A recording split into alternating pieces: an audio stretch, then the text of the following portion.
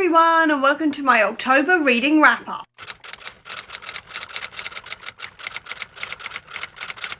I read some amazing spooky horror books throughout the month of October, so let's talk about some of my favourites. First up was Court of Wanderers, which is the sequel to Silver Under Nightfall by Rin Chupeco, and this one is obviously still following our main characters, who are a vampire hunter and two vampires who have teamed up together to deal with this zombie virus type thing that is turning vampires into zombie vampire type creatures, and I loved this sequel so much. I loved how it expanded on the vampire world while also wrapping up the main storyline. I also loved how it continued on the main relationship between our three main characters, because they're in a polyamorous relationship. The twists were also fantastic in here as well, along with the fight scenes and everything else, and I just really love this one. I thought it was absolutely fantastic, and this has cemented it as not going to be my only Rin Chupeco work I ever read, because if their work is anything like this, I am going to absolutely love it, so I'm definitely going to be checking out more of their work in the future, because this was fantastic. Next up was I Feed Her to the Beast and the Beast Is Me by Jameson Shea, and this was so good. This is following a young black ballerina who makes a deal with a pulsing river of blood under the catacombs of Paris to get ahead in her ballet school, because she is constantly overlooked for the lead roles and things like this, and this was such a good deep dive into ambition and the lengths people will go to get ahead and to get what they want, and I loved this. I will say that I don't really know anything about ballet. All of my knowledge of ballet comes from watching the MCU and seeing like Natasha's flashbacks to being a ballerina in the Red Room, and also the movie Ballerina, which is a John Wick spin-off, and also the movie Abigail, and that is basically where my ballet knowledge ends. But this made it really easy to understand what was going on with the ballet and why it was so important to our main character, why she thinks it's beautiful and why she loves it so much and everything else, which I really appreciated as someone who basically knows nothing about ballet. I really liked how it made it easy for me as a reader to understand that, but I also loved the supernatural elements in here and the spooky scary elements.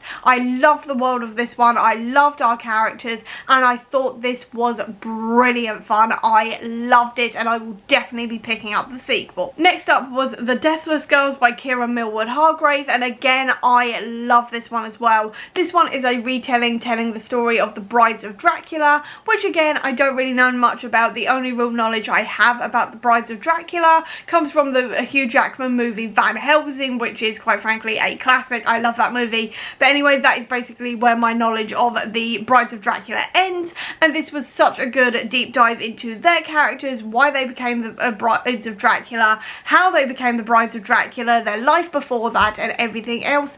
And I thought again this was brilliant. I love the connection between our two main characters who are twins. I loved finding out about their lives before, how they ended up falling in with Dracula and all of this kind of thing. I thought that was all fantastic. And now also I kind of want a sequel to this one, because we find out the story of two of the Brides of Dracula and not the third one, and now I kind of want to know about that third character and how she ended up joining them and how they all adjusted to being vampires and all of this kind of thing. But this was so much fun. I really enjoyed this one. It was my audiobook for the month, and I highly recommend the audiobook for this, and I just had a really good time once again with it. And then the final book I have before I go into the comics was Clown in a Cornfield by Adam Cesare, and I will say right now, I will put my hands up and say that I was terrified of this book before I read it, because I thought it was going to be a really creepy slasher horror type thing, and then it turned into a really fun campy slasher, and I just had the best time.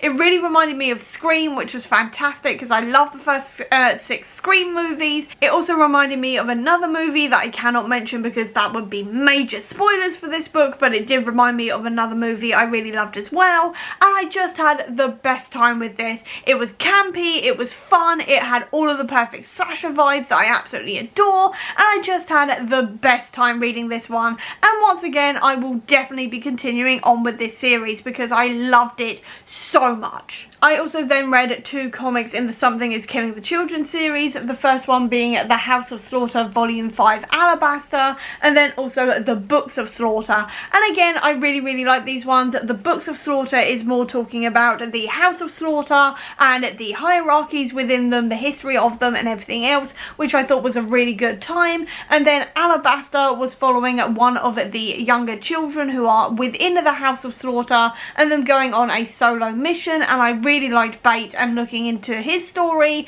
and everything else. And overall, I had a really good time with both of these, though I think overall I prefer the main storyline, which is the Something is Killing the Children series, but these were still also really good fun, a really good time, and I did really enjoy reading them.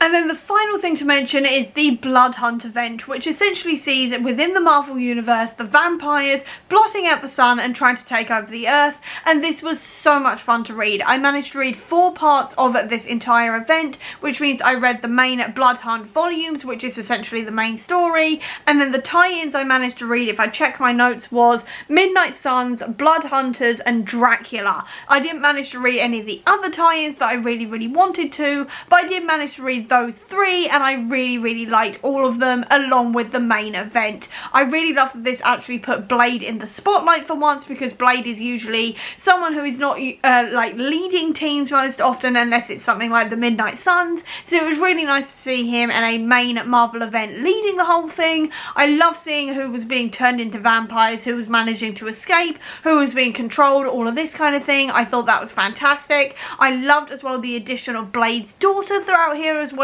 I thought she was used really brilliantly. I also loved the Blood Hunters team up as well, because quite frankly you can never go wrong with Elsa Bloodstone teaming up with Yelena Belova. I mean, that was fantastic, and I just had a really fun time with this one. It was pure vampire energy and pure vampire fun, and I just absolutely loved it. And I know I've mentioned it a lot in this video, but genuinely I did love everything I read in the month of October. It was the perfect amount of vampiric and spooky and everything else, and I just absolutely loved everything I read. And that is all of my favourite reads from the month of October, so I hope you enjoyed this video. If you did, please do give me a thumbs up. Comment down below, tell me your favourite book from the month of October was, I'd love to know. Or if you don't have that much time, leave me a vampire emoji down below to let me know that you were here. I'll also leave a link as well down below to all my social media for to check it out. Or if you just want to see any more of my videos, please click subscribe here, and over here will be the link to my previous video. But till next time everyone, bye!